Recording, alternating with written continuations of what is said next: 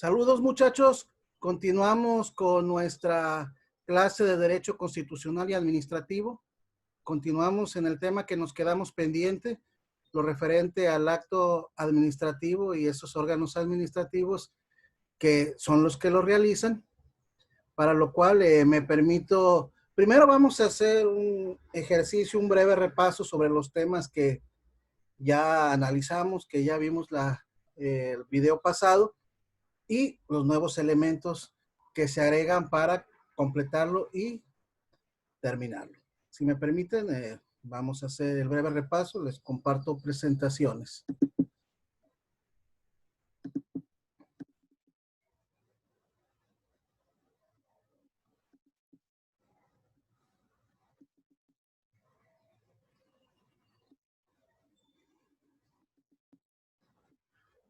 Bueno, si recuerdan, nuestra transmisión pasada la hicimos en vivo y en directo. Bueno, no en vivo ni en directo, pero desde Palacio Nacional, desde una de las oficinas donde se reúnen los secretarios de Estado para las reuniones de gabinete y todo lo referente a la administración pública, en este caso la administración pública federal, que es la que primordialmente se refiere el derecho administrativo, que es aquella que está relacionada con el poder ejecutivo, aunque ya vimos que los demás poderes también realizan actos materialmente administrativos, aunque formalmente pertenezcan a otro poder. En el repaso, la función administrativa la analizamos en dos diferentes teorías, la que sostenía que era un acto unilateral del Estado, una manifestación de voluntad del Estado, quien imponía el nombramiento a un personaje. Vimos que no es tan cierto porque el artículo 5º constitucional habla de la libertad de trabajo, puede negarse o aceptar el trabajo, está en su derecho. La que afirma que es un acto contractual, también vimos que no es tan cierto porque, contrario al derecho civil, no es un acto en el que sea primordial la manifestación de la voluntad de ambas partes, sino que hay un orden jurídico preestablecido que se tiene que respetar.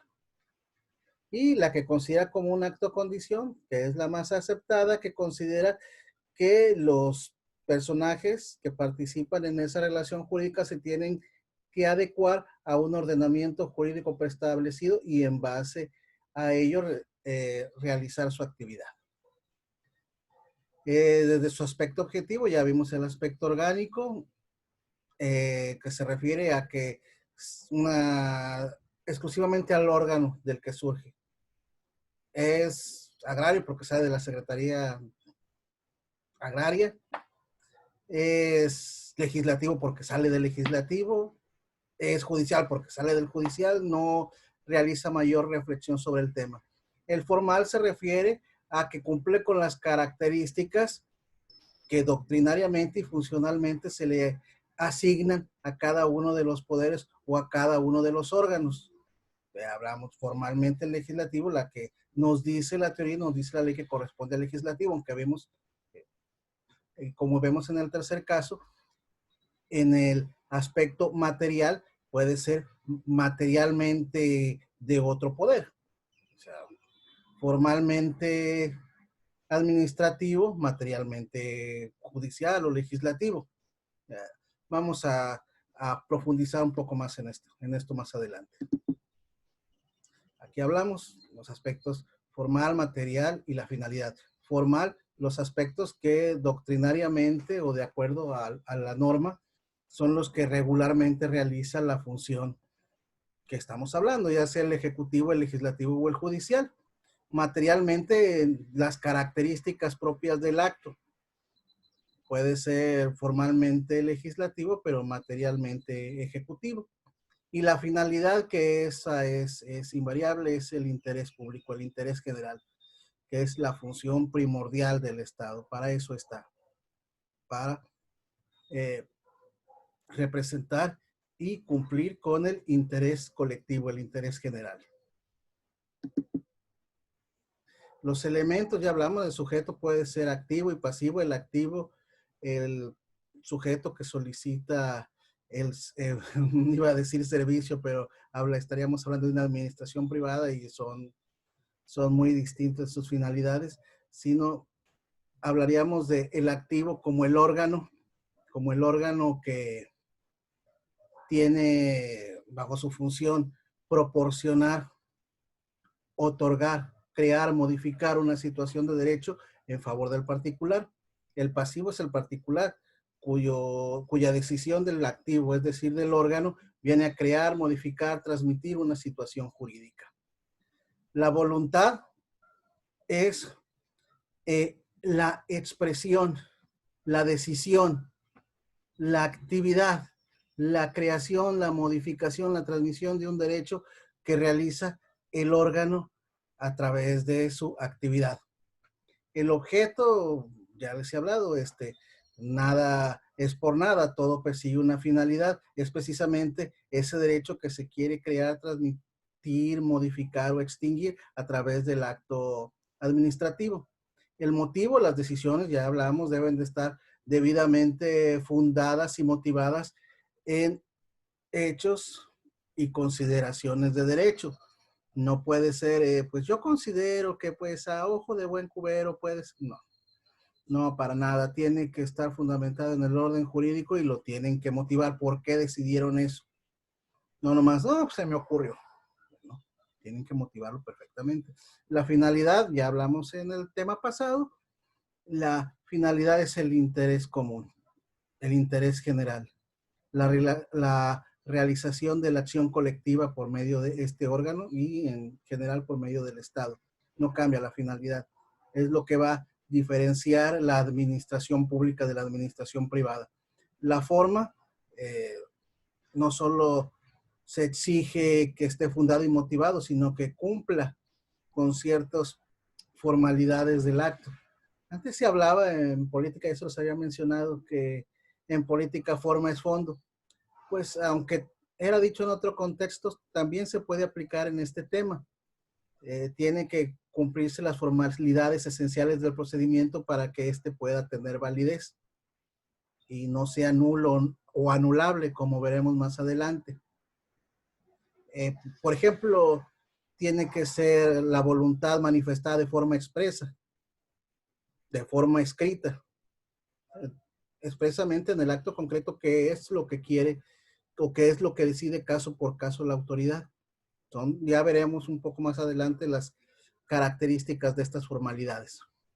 ¿Y cómo vamos a definir el acto administrativo, la función propiamente administrativa? El acto que formalmente corresponde al Ejecutivo, por eso estamos en Palacio Nacional, ya hablamos que todos realizan funciones administrativas, todos los poderes, pero cuando hablamos de la función administrativa, pues nos referimos por lo general al Ejecutivo. Ya vemos que está limitado por un ordenamiento constitucional y un ordenamiento legal, no se puede salir de ahí. Los particulares podemos hacer lo que queramos, siempre que no esté jurídicamente prohibido. Contrario, los órganos administrativos, los órganos del Estado, la administración pública, únicamente puede hacer lo que esté jurídicamente permitido. Es decir, los particulares, mientras no nos lo prohíban, lo podemos hacer. La administración pública, únicamente lo que esté permitido. O sea, tenemos que captar un poco la diferencia. O sea, uno es lo que quiera hasta que no aparezca una ley que te prohíba que puedes hacer esto. El órgano administrativo, no puedes hacer lo que quieras, lo único que puedes hacer es lo que te permito expresamente. Muy bien. Se refiere a actos concretos y particulares. Es decir, tiene que, como debe de estar fundamentada en un orden jurídico, no puede ser muy abierto, sino que debe referirse y mencionar de forma expresa a qué situaciones se va a aplicar. No puede quedar a la libre determinación y arbitrio. Aunque hablamos también de las facultades discrecionales, pero aún estas están limitadas por el orden jurídico que te va a decir hasta cuándo y hasta dónde. Y la finalidad, la prestación de un servicio público. ¿Cuál es la finalidad del Estado? Pues prestar servicios públicos para ¿qué? Para el bien común, para el interés general, para el interés colectivo, no el interés de unos cuantos, no el interés de un grupo, no el interés de quienes estén en el poder, sino el interés de toda la sociedad. Al momento que la administración pública se convierte en tal, si, como es en nuestro país, algunos llegan al cargo por vía electoral, por vía de la elección, representando a algún partido o movimiento político, llegando a la administración pública, se tienen que olvidar de eso y tienen que pensar en el interés general. Continuamos. Bueno, pero pues como diría mi madre, ya andamos muy acuaches hablando del acto administrativo, pero ni siquiera hemos determinado qué es un acto. ¿Qué es? El acto administrativo es un acto jurídico, pero no hemos determinado qué es un acto jurídico y ni siquiera qué es un hecho jurídico. A mí, yo soy enemigo lo digo porque están viendo la presentación, yo soy enemigo de llenar de letras las presentaciones, en este caso de PowerPoint, pero sé que ustedes utilizan este material como apoyo, como guía a la hora de estudiar los temas. Por eso me permití ser un poco más extenso, discúlpenme, pero vamos a explicar punto por punto. El hecho jurídico lo podemos dividir en dos partes o en dos consideraciones. Primero, es un acontecimiento en el que no interviene la voluntad humana y que genera consecuencias jurídicas. Es un acto independiente de la voluntad, es algo que se da de forma natural. Nosotros no intervenimos en nada. Eso lo podemos ver actualmente. O sea, yo creo que todos entendemos que la actual situación de emergencia sanitaria en el país por la pandemia del COVID-19 es algo que nadie decidió, que nadie quería, pero que sin embargo es una realidad y que tiene sus consecuencias jurídicas. Por ejemplo, los tribunales. Los tribunales tuvieron que cerrar sus actividades. Probablemente había actividades, audiencias, actos legales que tenían que realizarse, pero se tuvieron que mover, se tuvieron que trasladar, se tuvieron que suspender. ¿Por qué? Por una emergencia, es decir, un acto independiente, natural, que no tiene que ver con la decisión humana, viene a generar consecuencias jurídicas. El segundo también es considerado hecho jurídico. Este es un hecho jurídico voluntario. ¿A qué se refiere? ¿A qué es un acto? Cuando hablamos de acto, participa la voluntad. Este es un acto que no tiene la finalidad de producir consecuencias jurídicas, sin embargo las produce. Vemos, en el primero, en estricto sentido natural, no interviene tu voluntad. Es algo que se da por la naturaleza. El segundo es un acto que tú realizas. Es una manifestación de la voluntad. No quieres producir efectos jurídicos, pero eso escapa de tu voluntad. Como quieras los produces. Aquí yo puse, por ejemplo, el delito. Yo no conozco ningún ladrón que piense que lo van a agarrar. Todos piensan que la van a liberar, que no va a pasar nada y que se van a ir a disfrutar de los frutos de su fechoría. Pero pues no siempre pasa así. Los capturan y son condenados a una pena, que es la consecuencia jurídica de su acto, de su manifestación de esa voluntad delictuosa. Vemos la diferencia. Aquí sí, tú realizas un acto, no quieres que no estás pensando en que esto va a generar consecuencias jurídicas, porque ningún ladrón piensa que lo van a agarrar, pero sin embargo, mmm, escapa a tu voluntad, te agarran y produce consecuencias jurídicas. Bien, ahora vamos propiamente a lo que es el acto jurídico. Esta es la manifestación externa de la voluntad que tiene como finalidad producir efectos jurídicos, crear, modificar, transmitir, extinguir derechos y obligaciones. En esta ocasión, sí, tú realizas ese acto porque tienes la intención de que genere consecuencias jurídicas. Con toda la intención, contrario al que vimos anterior, tú realizas el acto pensando en otra cosa, que no te va a pasar nada. Aquí sí, estás buscando. Tu intención es que se produzca ese acto jurídico. Ejemplos, por ejemplo, los que cometen matrimonio, los que se casan, realizan este acto jurídico, están interesados en que se generen todas las consecuencias que trae consigo el matrimonio como acto civil. Los contratos, propiamente dichos, cualquier contrato quieres crear, modificar, extinguir derechos y obligaciones, y por eso manifiestas tu voluntad tanto de aceptar como de crear. O sea, una persona lo crea y otra persona lo acepta.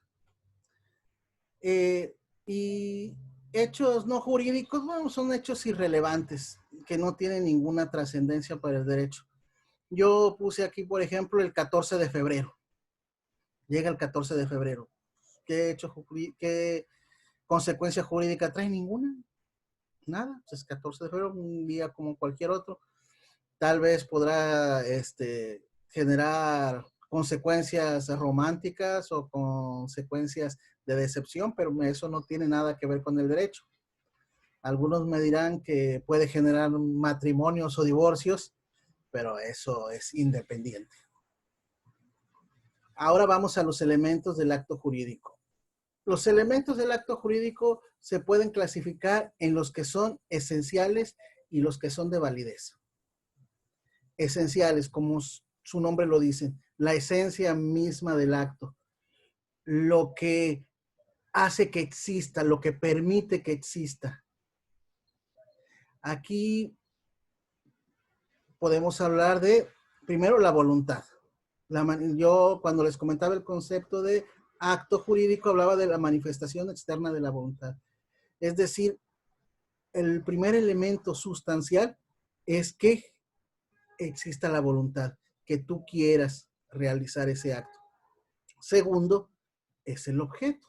¿Para qué lo realizas? Recordemos cuando estábamos hablando de los elementos del acto administrativo, hablábamos también del objeto, que no lo haces por nada. Lo haces porque estás buscando una consecuencia, crear, modificar, extinguir, transmitir un derecho y obligación. Ese es tu objeto. Si no hay voluntad, es decir, no manifiestas que lo quieres hacer, no existe.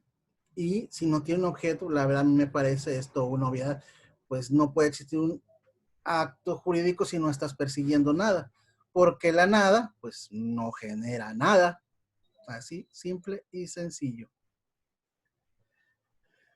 Y tenemos en segundo lugar los elementos de validez. Los elementos de validez, vamos a hablar de lo que es la licitud, es decir, para que un acto sea válido, requiere que lo que estás persiguiendo, tu objeto, se encuentre dentro de lo que el derecho considera lícito. Un contrato para asesinar a una persona, pues puede generar obligaciones en el mundo de las películas de la mafia, pero para el derecho no genera nada porque tu objetivo no es lícito. O un contrato para secuestrar a alguien, tú no puedes acudir a tribunales. Yo hice un contrato para secuestrar al presidente municipal de Tampico y mi contratante no me pagó. Pues obviamente ese contrato no es válido y aparte vas a la cárcel. Formalidad. Ya hablamos también de las formalidades esenciales del procedimiento que se deben de cumplir para que el acto pueda ser válido. La ausencia de vicios de la voluntad, error, dolo, error, una noción falsa de la realidad, o que de forma intencional te estén engañando o tú pretendas de forma intencional generar un daño a otra persona. Y la capacidad, muy importante. Es decir, que no solo debes de tener el derecho como persona, sino la capacidad para ejercerlo. Hay derechos cuya capacidad se adquiere. Por ejemplo, la mayoría de edad. Hay una ficción jurídica que antes de la medianoche del día, el día anterior a que vas a cumplir tus 18 años o los cumpliste. Por ejemplo, cumples años el 22 de marzo. El 21 de marzo a las 11:59 eres un ser inocente, un ser puro, un ser inmaculado. Pero nada más brinca a las 12 de la noche, ya entonces conoces lo que es la vida, conoces todos sus secretos, conoces todas sus características y entonces ya tienes capacidad para ejercer tus derechos y obligaciones y también para sufrir las consecuencias por tus faltas. Pues ese es un ejemplo de capacidad. Hay otras. Por ejemplo, hay personas menores incapaces, que todavía no cumplen los 18 años, personas que por cuestiones físicas, mentales, no pueden ejercer ese derecho, son incapaces y no van a ser capaces nunca. Tienen que actuar por medio de un representante y si no actúa su representante, su acto no es válido. ¿Qué consecuencias trae la falta de estos elementos en el acto jurídico? En el caso de los elementos, de la ausencia de los elementos esenciales en el acto jurídico es la inexistencia. No existe, es la nada jurídica. Si no hay una manifestación de la voluntad, si tú no manifestaste tu voluntad y si ese acto no tiene un objeto, ese acto no existe. Y es una obviedad en cuanto al segundo aspecto. Si no estás buscando algo, pues, no puedes generar nada. Los elementos de validez, ¿cuál es su sanción? La nulidad absoluta o la nulidad relativa.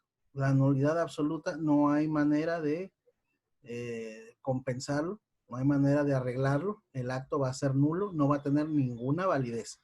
Y la nulidad relativa, también llamada una anulabilidad, se refiere a que el acto previo investigación o se puede anular o no se puede anular.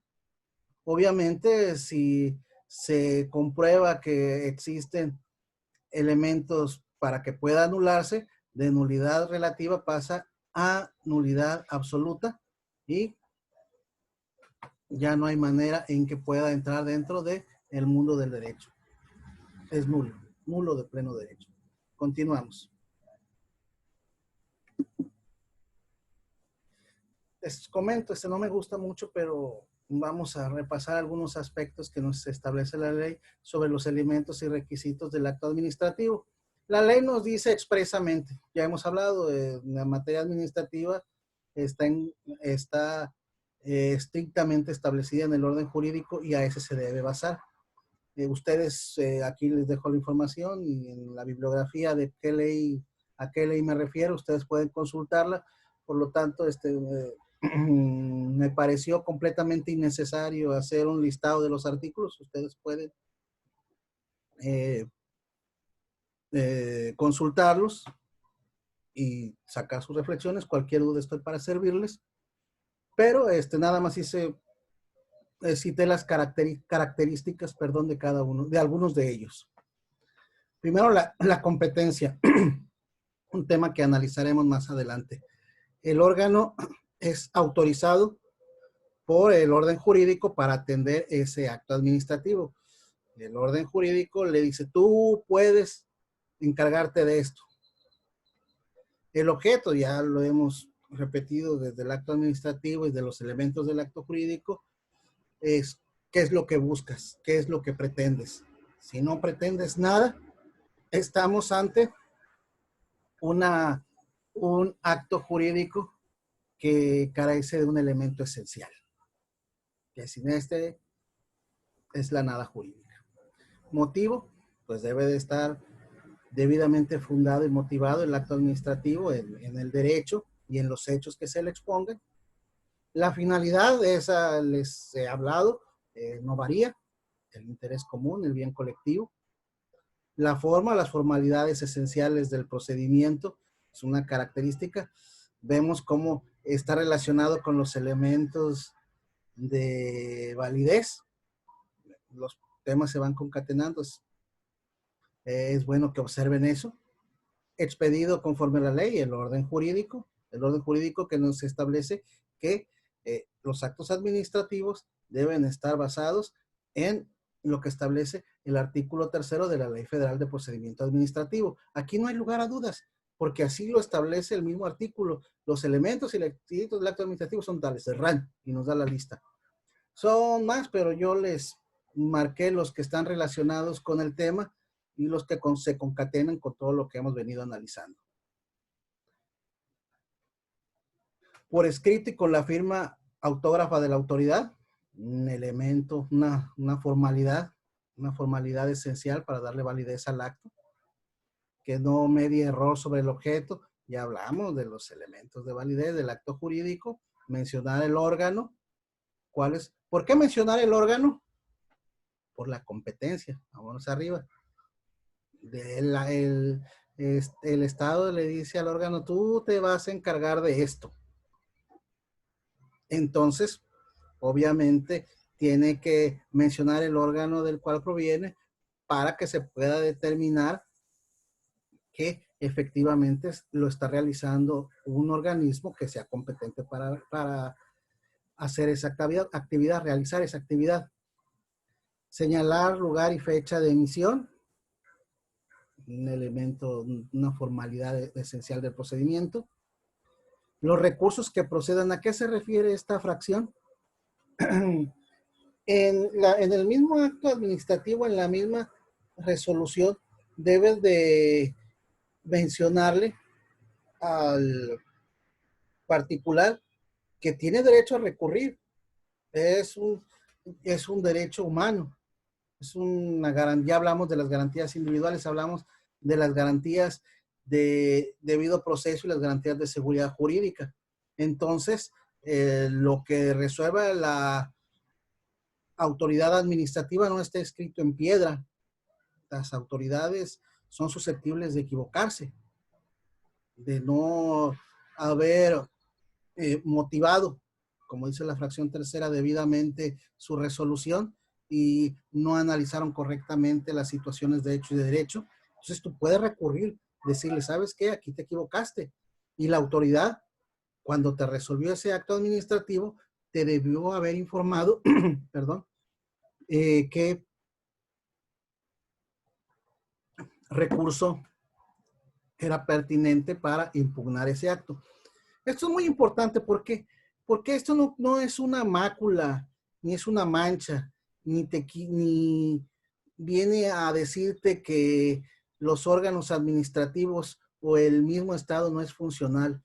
Todo lo contrario, esta fracción es la que te va a permitir perfeccionar el mismo Estado, consciente de la capacidad y de la posibilidad que tiene de equivocarse, te da las herramientas para que tu ciudadano, tu particular, puedas intervenir y no solo ser sujeto del acto administrativo, sino empujarlo, sino incentivarlo a que realice mejor su función.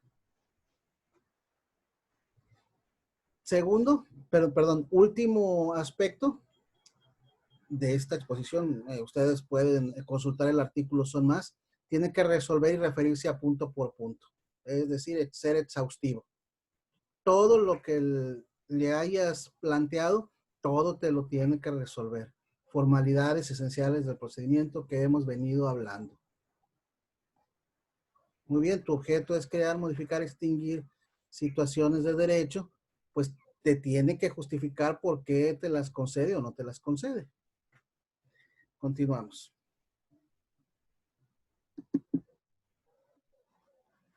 Grados de invalidez de los actos administrativos. La nulidad absoluta y la nulidad relativa. La nulidad absoluta del acto ya no es susceptible de tener validez, ya no, es nulo. Si hubo un vicio en la voluntad, si no se cumplieron las formalidades esenciales del procedimiento de entrada, de oficio, es nulo.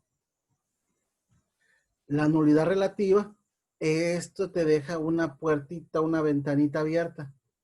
Como lo menciono aquí en la presentación, también se puede conocer como la anulabilidad. Ya lo habíamos hablado, la posibilidad de que se anule.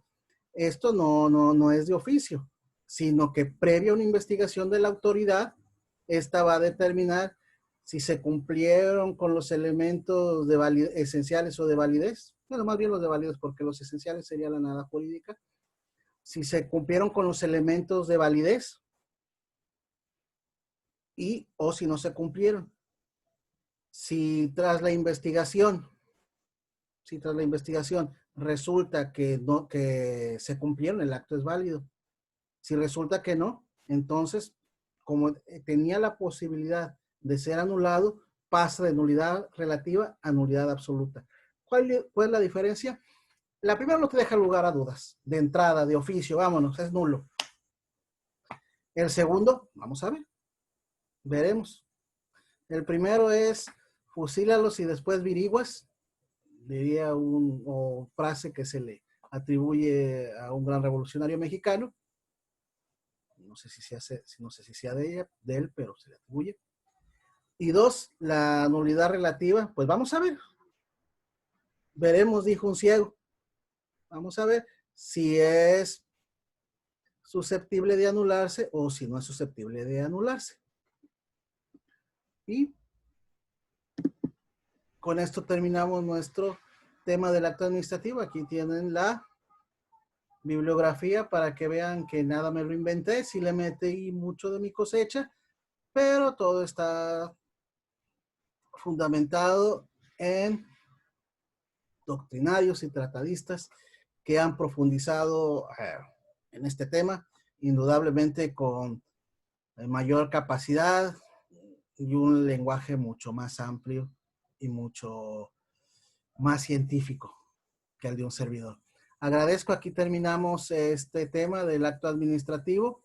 En un momento más empezaremos con el otro tema. Un gusto saludarlos.